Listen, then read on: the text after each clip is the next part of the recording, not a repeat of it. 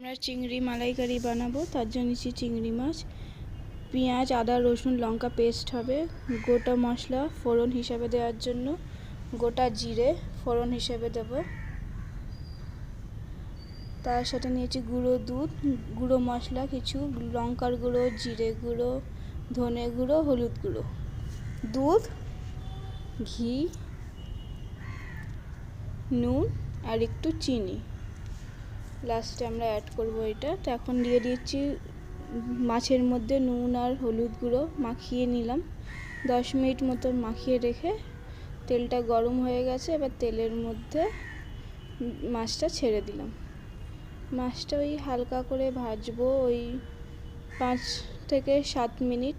এর বেশি ভাজলে মাছটা শক্ত হয়ে যেতে পারে, ওই জন্য জাস্ট কাঁচা গন্ধটা চলে যাওয়ার জন্য ওই অবধি মাছটা ভাজবো।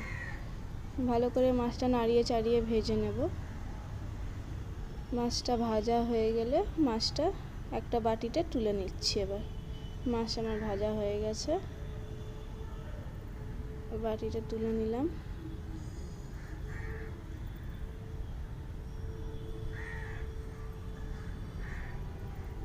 এবার ওই মাছ ভাজার তেলেই গোটা মশলাগুলো দিয়ে দেবো,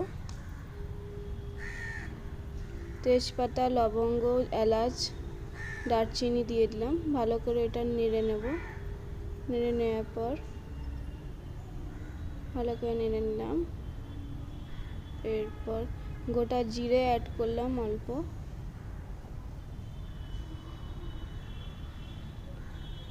ভালো করে নেড়ে নেব। এরপর পেঁয়াজ বাটা, রসুন, আদা, লঙ্কা বাটা ভালো করে দিয়ে ভালো করে নেড়ে নেব।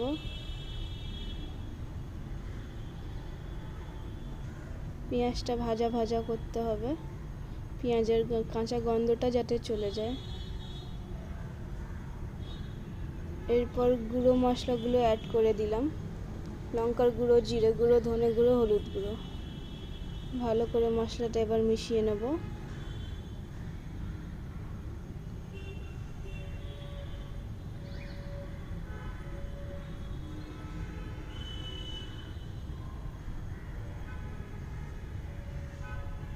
এবার প্রয়োজন পড়লে একটুখানি জল দেওয়া যেতে পারে, কারণ গুঁড়ো মশলা তো কড়াইয়ে আটকে যেতে পারে, ওই জন্য অল্প করে জল দিয়ে দিতে হবে। আর একটু মিশিয়ে নিলাম। এবার মিক্সি ধোয়া জলটাই আমি দিয়ে দেবো, মিক্সি ধুয়ে জলটা দিয়ে দিলাম। ভালো করে জলটা মিশিয়ে নিতে হবে মশলার সাথে।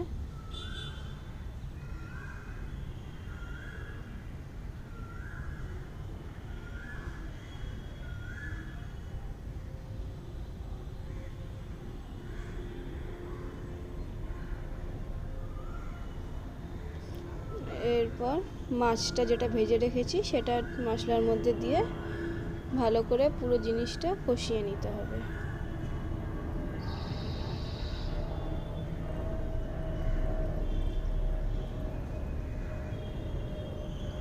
মশলা সব মাখিয়ে নিতে হবে মাছের গায়ে ভালোভাবে।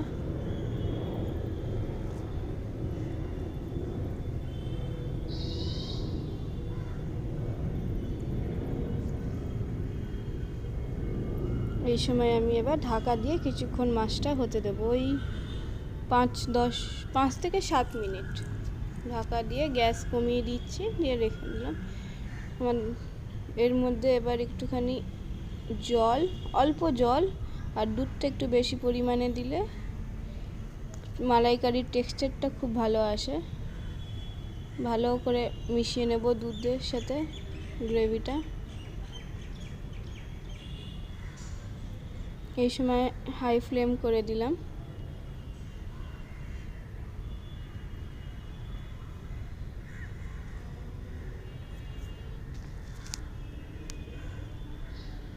এবার ঢাকা দিয়ে রেখে দেবো কিছুক্ষণ হোক।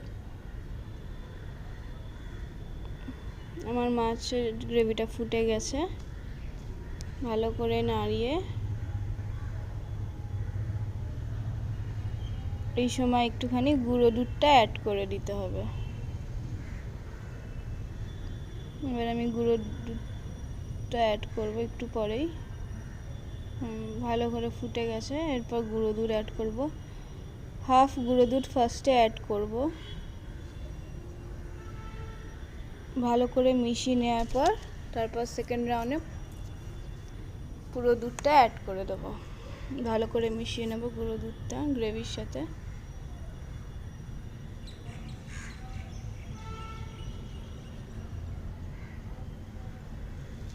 এবার বাকি যেই দুধটা ছিল সেটাও পুরোটা অ্যাড করে দিলাম।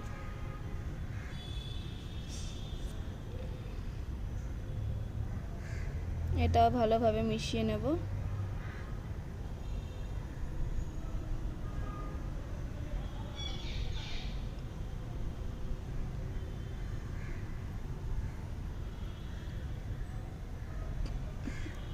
এখানে নুন দিয়ে দিলাম টেস্ট অনুযায়ী মতো।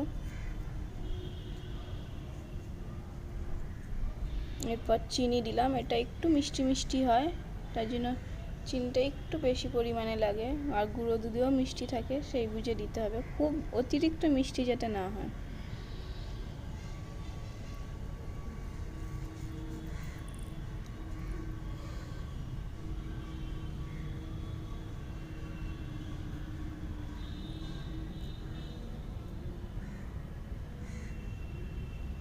ভালো করে মিশিয়ে নিচ্ছি। নুন চিনি সব ভালো করে মিশিয়ে ঘন হয়ে এসছে। এবার ঢাকা দিয়ে এটাকে রাখতে হবে। আমার তেলও ছেড়ে এসছে। আমার অলমোস্ট গ্রেভিটা হয়ে গেছে।